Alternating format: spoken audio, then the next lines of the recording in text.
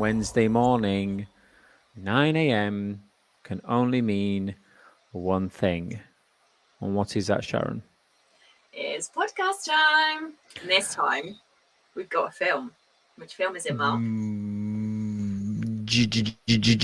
Joker, the 2019 smash hit that is The Joker.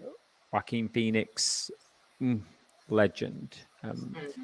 Now, as everybody will know, that are regular listeners and viewers to this podcast, we love a film, we love a book, and we love an interesting topic. And that could be a topic that could be quite challenging to explore, or something that is really fascinating to us, like cars or talking about ordinary men. Now, it's very rare that you find a mainstream film, I think, not like these off-brand Czechoslovakian films that are a little bit niche and really weird. A mainstream film that ticks all the boxes for you. And I'm talking about us in that context around. It's a little bit weird. It's a little bit extreme. It covers a topic that we feel very passionate about. The shooting of the video, the style, the music, the cinematography is beautiful. The writing, the script is more than you could imagine. Very few films tick that box. For me, there's probably a handful of films that do that. Off the top of my head, Joker's one that we're going to explore today. Inception is another one for me that is absolutely brilliant. And interestingly, Django Unchained, which I watched recently, which is a fascinating film. If you haven't seen that, Sharon, I could highly recommend that. Fantastic Tarantino film. But we'll just jump straight into this because with all the podcasts that we do when we explore films, we're not going to go scene to scene, breaking down the dialect. What did he mean by this? What do you think was meant by that? We're just going to talk about it from a fan point of view, from two people that very much got very powerful points from the film that touched and resonated in our own lives, but also to encourage people that haven't seen it to go and watch it. I mean, for me, Sharon, when I went to the cinema to see this, I went to the cinema twice to see it. Once with my wife and once with my brother. My wife didn't really understand it. She didn't really enjoy it. Myself and my brother, we thoroughly enjoyed it. I mean, it was just a masterpiece. Did you see your a version on Sky, or did you go to the cinema to see it, Sharon? Where did you watch it? Yeah, so I did the same. I went to the cinema with my husband to watch it first, and then a night later, I went again by myself to the cinema to watch it again because I just absolutely loved it. And I came out the first time going, wow, mind blown. And there was just so many aspects of it that made me just kept, you know, when you read a book or you watch a film and it just keeps playing in your mind and you're going, oh, that bit, oh, that bit, oh, that bit. So yeah, I fully immersed myself in that film and it stayed with me. I've probably watched it 4 or 5 times, maybe more, since it came out. And it is something that I get something from it every time I watch it. So this is the reason why we picked it for the listeners today. It's a difficult one, isn't it? Because if you think about the Joker as a character, you've got some very iconic actors that have played that role. I'm thinking, Jack Nicholson in Batman. I mean, a little bit comedic, a bit of a silly Joker, but at the time it was absolutely fantastic. You watch that now and it's dated a little bit, but I think the performance from Jack Nicholson was fantastic. And then you have Heath Ledger, who then played it and won an Oscar posthumously in his role as the Joker. Now, when I first heard that this film was being made and I saw some of the clips and the trailers, naively, I thought, how can anybody follow on from Heath? How that Joker was just sublime for me. What actor is going to bring a different aspect to this role that we haven't seen. And when I first saw the film, it's very dark. It's very heavy. You feel heavy watching the film. It's shot in a way where you could almost feel the weight on his shoulders on you as well as you're watching him drudge through Gotham City and his daily struggles. Him trying to make it as a comedian. I mean, quite interestingly, you can definitely see. I've got IMDb, so we can do some facts and we can explore them. But you can see why it's the first R-rated movie in history to make over $1 billion worldwide. Now, I thought the newer It, I would say, not the original one, which in my opinion is still the best. Was one of the first R-rated movies to do that, but I was wrong. Because according to IMDb, it was the Joker. And what I learned today, Sharon, when I was doing some boning up and some research about it, one of the things that Mr. Joaquin Phoenix explained was the hardest parts of the role to play was getting the Joker's laugh right. And what struck me is you've got laughing all the way through for different reasons, sometimes vulnerable, sometimes powerful, sometimes real laughs, but the majority are not quite sad, which is not normal for laughter. And he carries that card around, doesn't he, and says, sorry, it's uncontrollable laughter that is a condition, which then he decides it's not actually at all. It's something his mum potentially put in there when she kept calling him happy. And also the dancing. The laughter and the dancing kind of continue and flex and flow throughout the entire film in different ways. And what I really liked was, that scene where he first kills the guys on the train and goes into that public toilet, and he just starts doing this kind of ballet type dancing where he's all like different angles and stuff like that, compared to the strutting down the stairs. They've used the laughter, they've used the dancing, they've used the music, they've used the shooting, of the film to show the transformation and show him gradually going from someone who's almost quite pathetic to start with, very down, very just living with his mum, hanging on the every word of Murray, the show host, to somebody who at the very end has transformed into a hero and is standing I think he ends up dancing, doesn't he, on that car bonnet, surrounded by everyone who's been rioting, and they're looking up at him as a hero. So for me, seeing how those things changed was a ribbon weaved throughout the whole movie. Well, he's a very violent person, is the Joker, if you think about it. And we'll call him the Joker, not by the actor's name. We'll just call him the Joker, because he wanted to be called that, didn't he, in Murray's show? So we'll do him that service and call him the Joker. But he is a very violent character, and for such a violent film, not that many people are killed.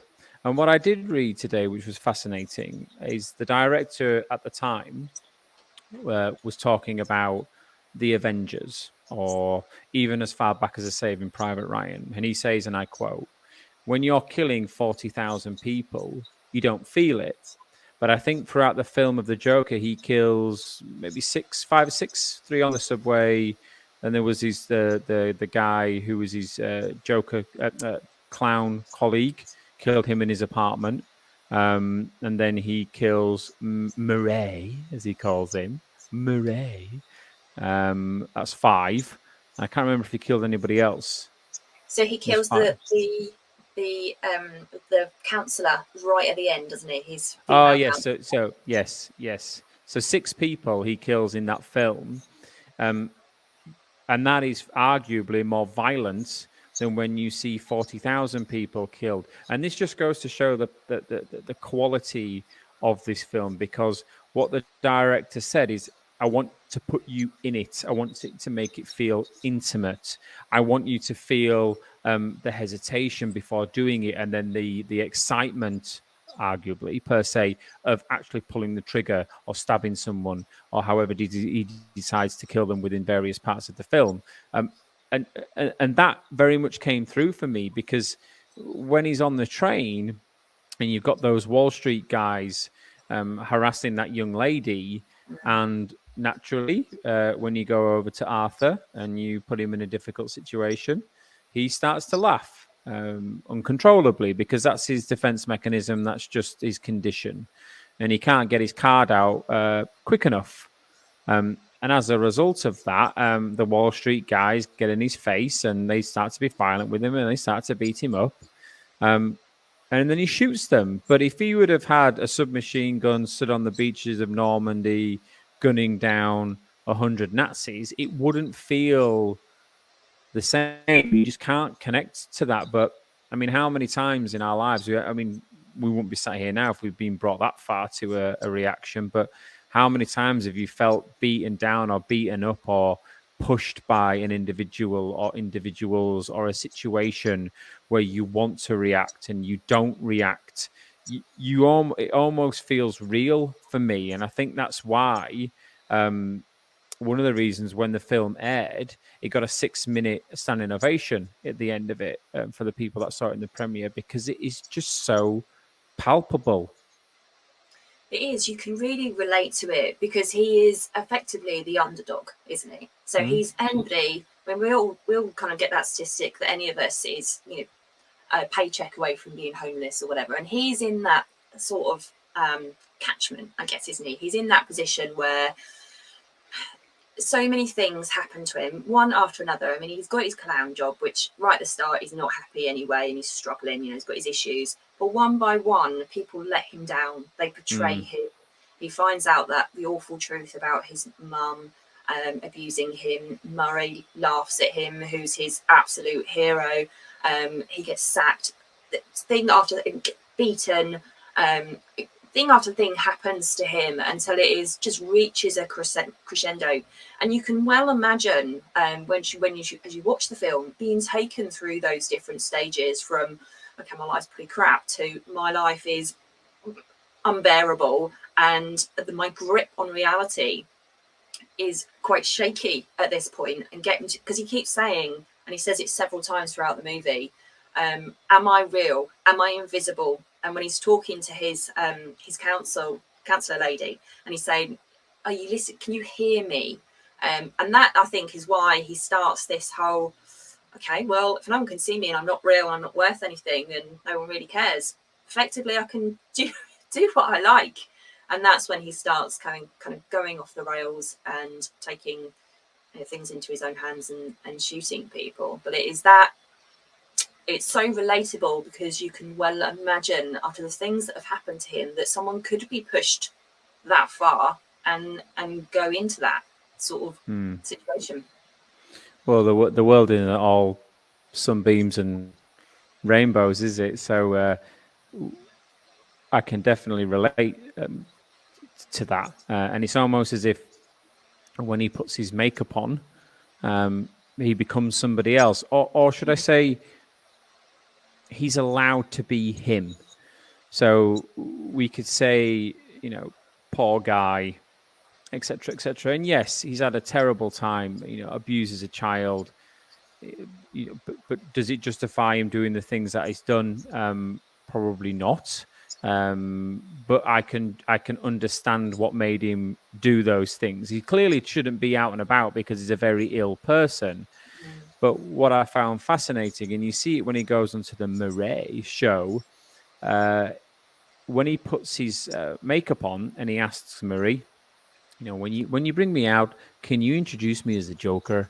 And they go, yeah, sure, of course you can. And then he's getting introduced by Murray, and he just starts doing his dancing, doesn't he, behind the curtain, like he's allowed to be him. He's being seen for the first time. He wasn't seen at all. He was You know, he says, doesn't he, if I was dying in the street, you would walk by me like I don't exist.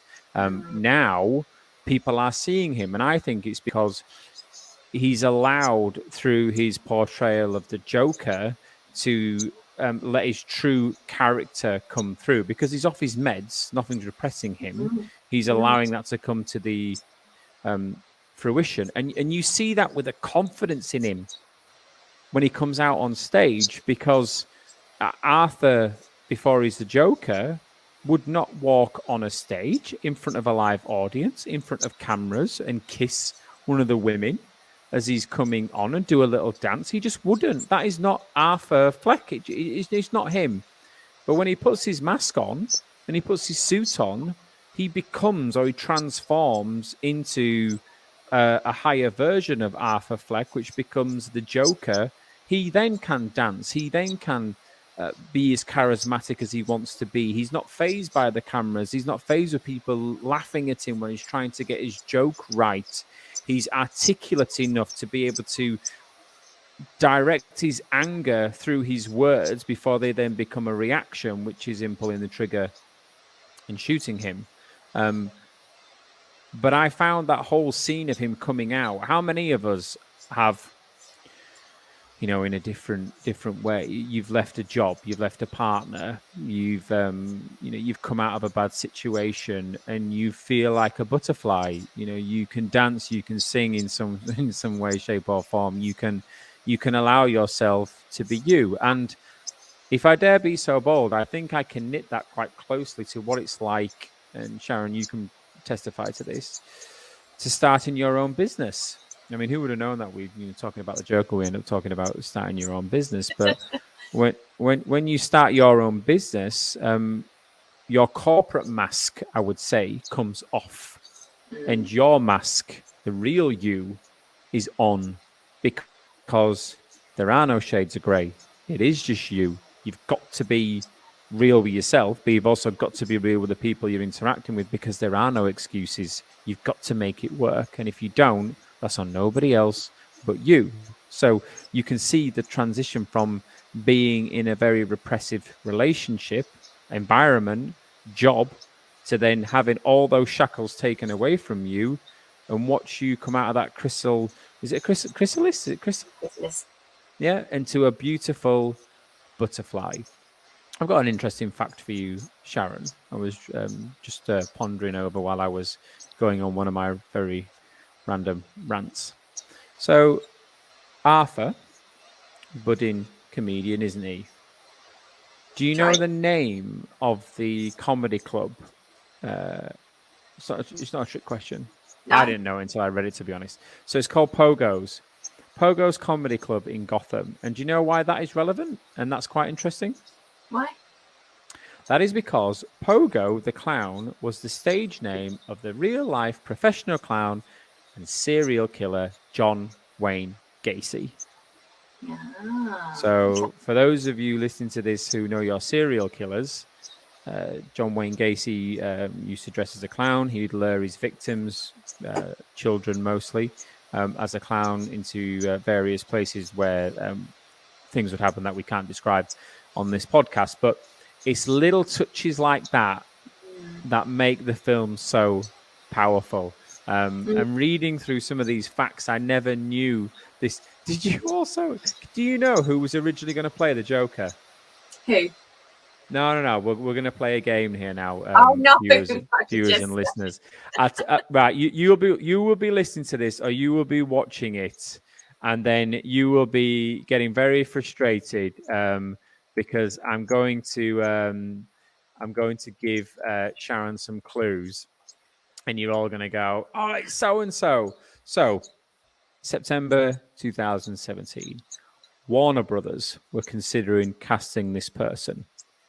So I'm going to give you the person who was going to play the Joker, and I'm going to give you some clues of the person who was going to direct it. So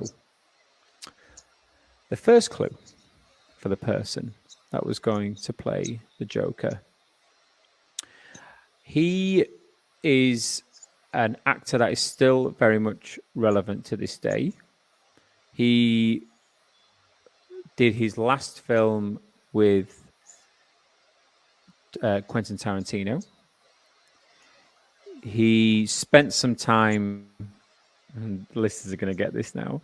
He spent some time on Shutter Island.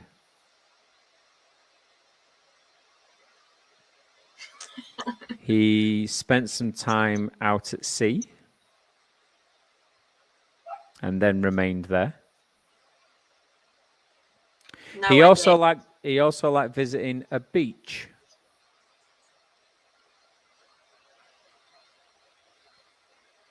I really wish I'd seen Shutter Island now, because I haven't got a clue.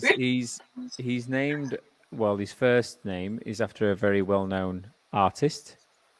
Leonardo Dicaprio.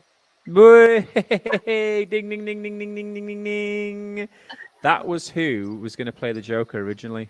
Really? Okay. So, but he was tied up. He'd already signed on with Quentin Tarantino to do Once Upon a Time in Hollywood. And those clues, Sharon, were he spent some time at sea and he remained there because he died when the Titanic sank. Titanic, okay. Yeah, and he spent some time on a beach because he did the film The Beach, which I think is an absolutely fantastic film, one of Leonardo DiCaprio's best. Mm-hmm. Okay, so the director then, you might not know your directors. I only know one or two, Steven Spielberg and this other person. But this director uses Leonardo DiCaprio as his muse. So Leonardo DiCaprio has been in quite a lot of this director's films. He was a wolf in one of the films. Spent a lot of time in the financial district. He asked people to sell him a pen. He directed that film. You're not going to get this, are you? Hopefully the listeners are doing better than I am. Martin Scorsese. So he was going to do it over Todd Phillips, but he'd already signed on to do The Irishman with Netflix, and it just so happens that Robert De Niro was available to play Murray because he'd already shot his sections in the fantastic Netflix film that was The Irishman. So it would have been a very different portrait. I don't know how it would have gone with Leonardo DiCaprio. I mean, for me, Leonardo DiCaprio is by far my favorite actor. I absolutely love Leonardo DiCaprio. I watch anything he's in. He's a fantastic actor. I think he would have nailed it personally. But it's difficult to say because I think Joaquin Phoenix just brought a different intensity to it. I mean, did you learn anything, or did you know anything about the weight loss that he went through? Oh, I don't know. I mean, I remember watching it and thinking, goodness me, you can see every single rib, especially when he sat down in the locker room bit, when he's handed that gun, and you can see all of his bruises and how skinny his stomach is. That all adds to portray, the portrayal of his character. But no, I have no idea what kind of weight loss he went through. A lot. Well, yeah, he said he lost 52-pound weight loss. We said once you reach that target weight, everything changes. Like so much of what's difficult is waking up every day and being obsessed over 0.3 pounds. Ooh. So he was eating an apple a day, but he said, well, the rumors were that he was eating an apple a day, but he said that's not necessarily true because I ate some lettuce leaves as well.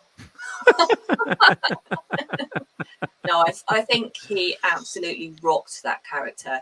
And the more I watch it, like you said at the start, you can, when the way he trudges, the depth of the colours, it's very dark, the music is dark. You almost go on a journey with him all the way through and watch and feel his transformation. So I think he, the expressiveness of his face, the fact he had to keep running with those massive shoes. He's a really fast runner, isn't he?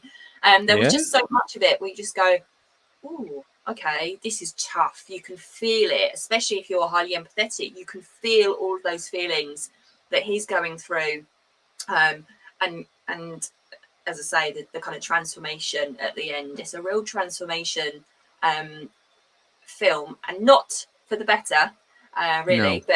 But for the fact that he can actually become himself and you see him change and, as you say, emerge, that's what I found so incredibly interesting as I watched it.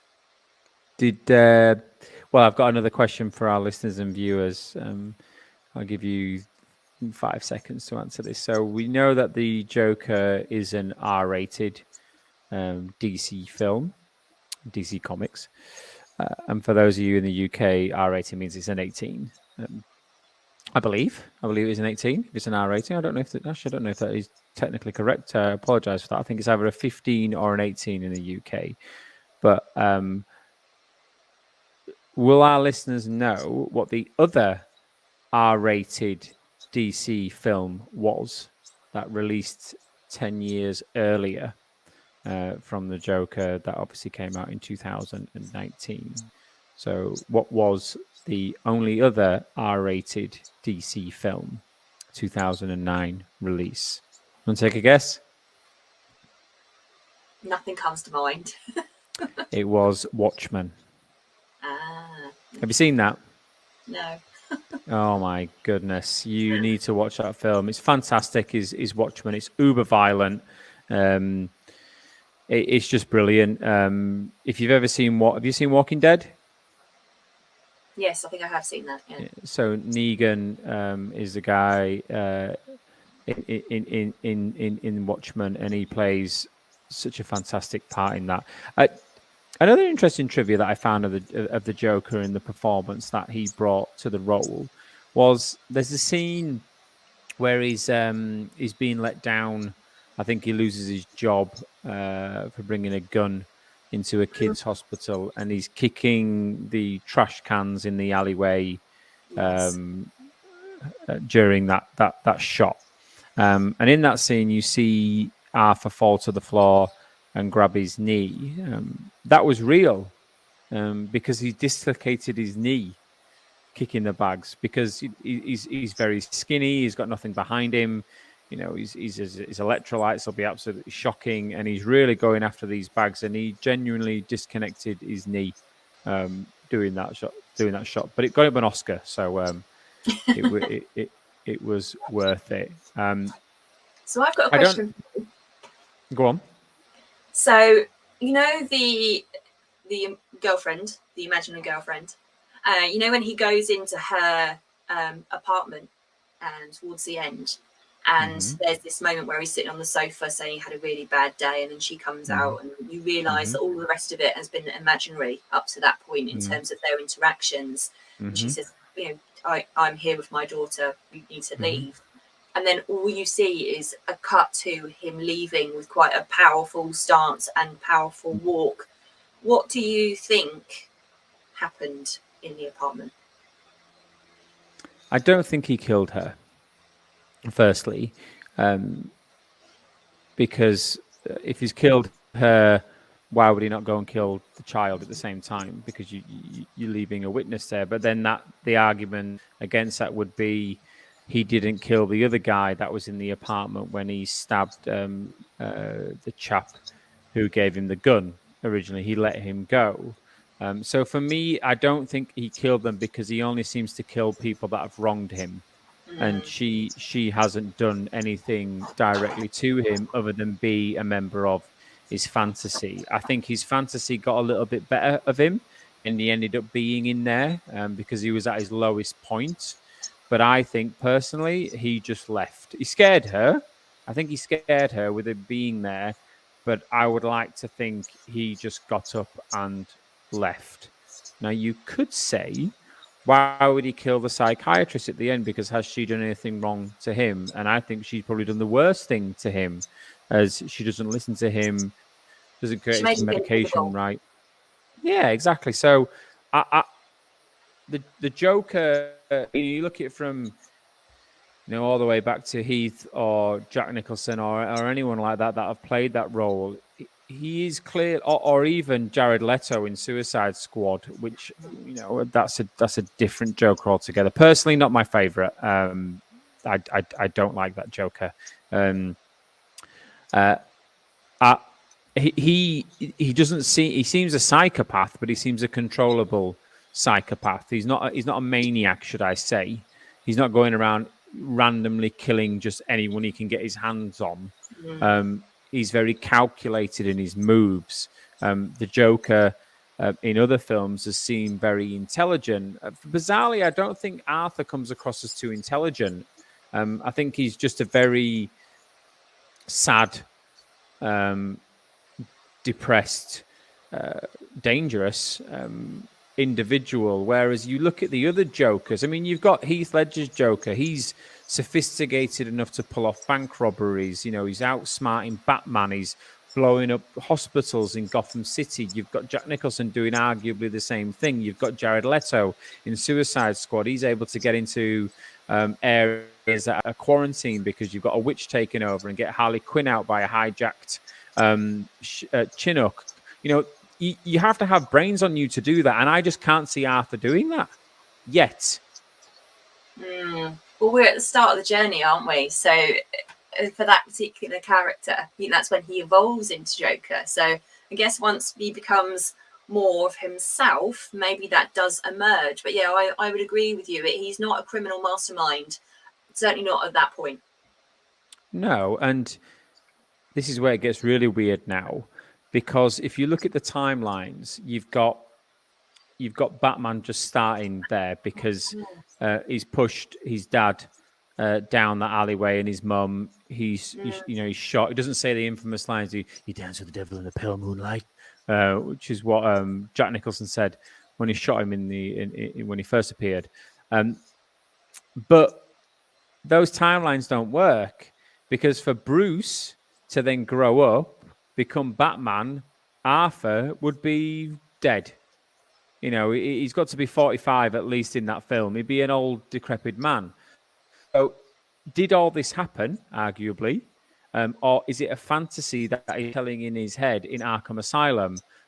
Or is the Joker an evolving psychology that goes into different psychologically vulnerable people? So it's gone into Arthur. Arthur tells his story, that goes to somebody else in Arkham, that goes to somebody else, that goes to somebody else. And eventually it gets to a timeline where Batman's 35, he's at the height of his fitness, he's gone away, he's trained, he's now ready to protect Gotham, and the Joker's just coming on the scene at Heath Ledger's age.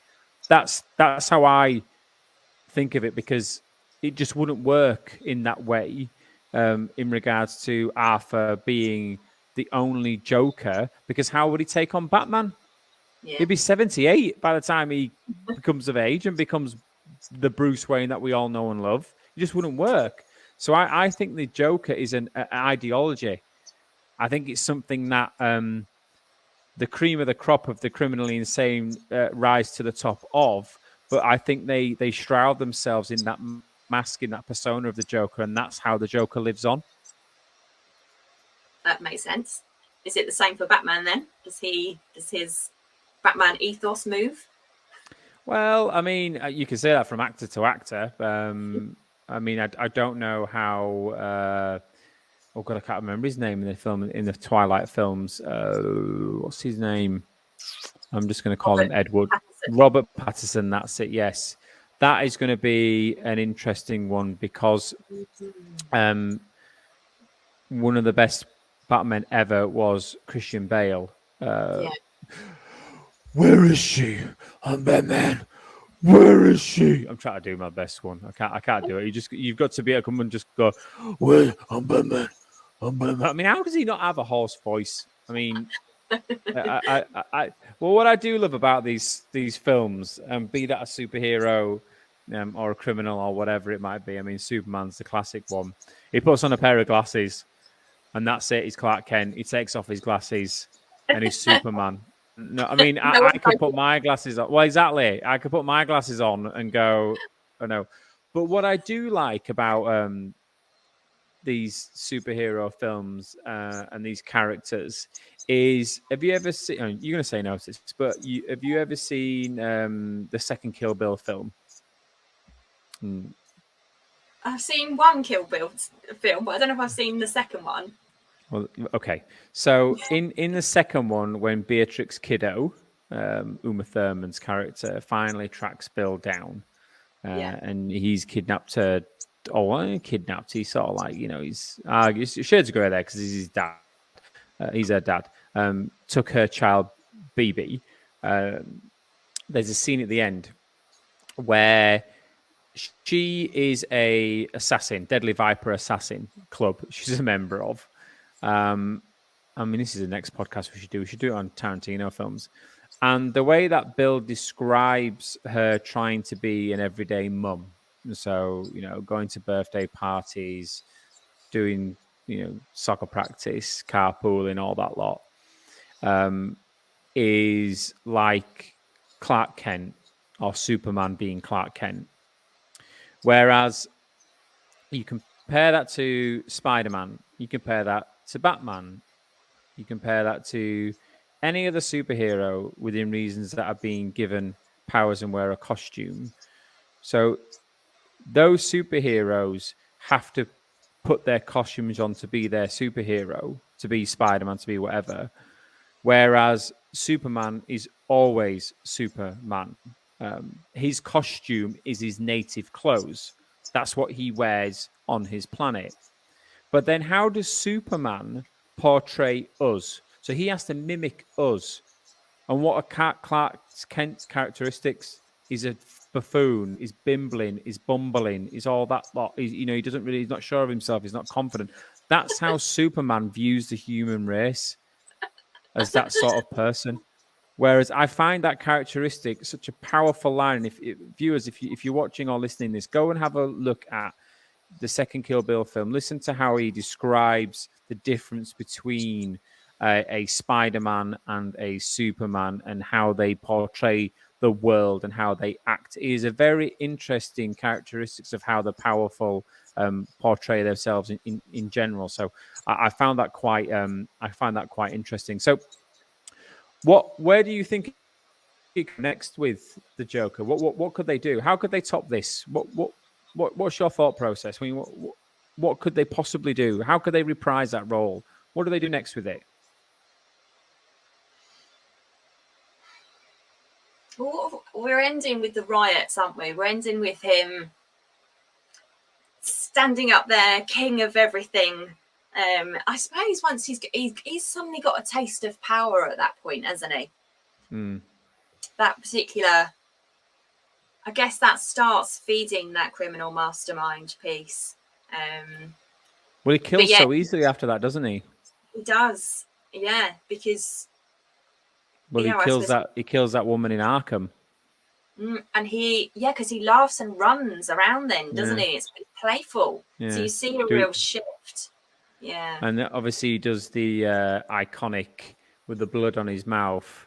Yeah. Makes the iconic Joker scars because, again, he doesn't have the scars, does he? That all the other Jokers have had. Neither does Jared Leto, to be honest. He's just got it painted on. But the Heath Ledger said it's, why so serious? And let me tell you how I got these scars. Just let me put a smile on that pretty little face. I just want to put a smile. I just want to laugh all the time. I don't know where I was going down. I felt like I was going down like it rude then. It was really weird. But I think we're getting close to the end here because we could surmise all day about the intricate nature of Arthur Fleck. But I think if this was real and we were reading about Arthur in the news, I think those riots, you could definitely see that happening. I mean, think about what's going on at the moment in the UK. I can't talk into politics around other different countries or people that might be listening, but in the UK at the moment, we are a very polarized nation at the moment. Various things. You take your vaccine, you don't take your vaccine. You voted for Brexit, you didn't vote for Brexit. You wear a mask, you don't wear a mask. You're Labour, you're Conservative. There's always two sides, and there's a lot of frustration. So you can imagine how an ideology, a symbol, a person, a doctrine, a mantra, whatever that could be carefully constructed and pumped out to the masses And I could see how those who are disenfranchised, looking for a meaning, feeling lost in the current state of affairs, could galvanize around that. And before you know it, you have got a following, and that could be for good or evil. I could definitely see that happening, and I could definitely see an Arthur Fleck type person galvanizing support around a lot of frustrated people at the moment. But I hope that that doesn't happen. And I hope that the Arthur Flecks of this world are very much looked after, because they are poorly and ill individuals, and they should be getting the support that they need. But unfortunately, some people will fall through the net, and hopefully they don't watch The Joker in 2019 and get any ideas. This might be a good time just to plug our other podcast where we talk about the skydive, because in there we are raising money for the Minds charity. Very and good. You can still donate if you want to. That is one of the reasons why we did that jump, so we could raise money for the Mind charity, who does amazing work with these vulnerable people that really do need that kind of support. Excellent. That's yes, that's very correct. Please go watch that podcast. It's very funny. You will see the different experiences myself, a heavyset person, and Sharon, a feather, had falling to the earth at 120 mile an hour plus. But yes, that is very much for Mind, to help those individuals like Arthur to get help, to get the care, to get the medication, to get the support, to have the voice, to have the ears to listen to them that they need. So if you haven't seen The Joker, go watch it. It's powerful. It's dark. It's deep. It'll make you think.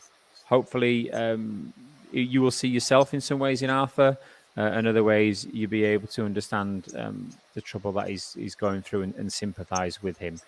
But we'll end it there. Thanks, everybody, for watching. As always, you can find this on various channels. You might be listening to one right now. There are others: Spotify, Apple, Google, YouTube, LinkedIn, Twitter as well. We're on Anchor, so we push it out to various different places. So please subscribe, please listen, please follow, please comment, please ask if you'd like to be on, any questions you've got, anything you'd like us to discuss. We are always open. And have a great day. It's coming up to 10 o'clock. Have a good Wednesday. Thanks, everyone. Bye, everyone. Bye-bye.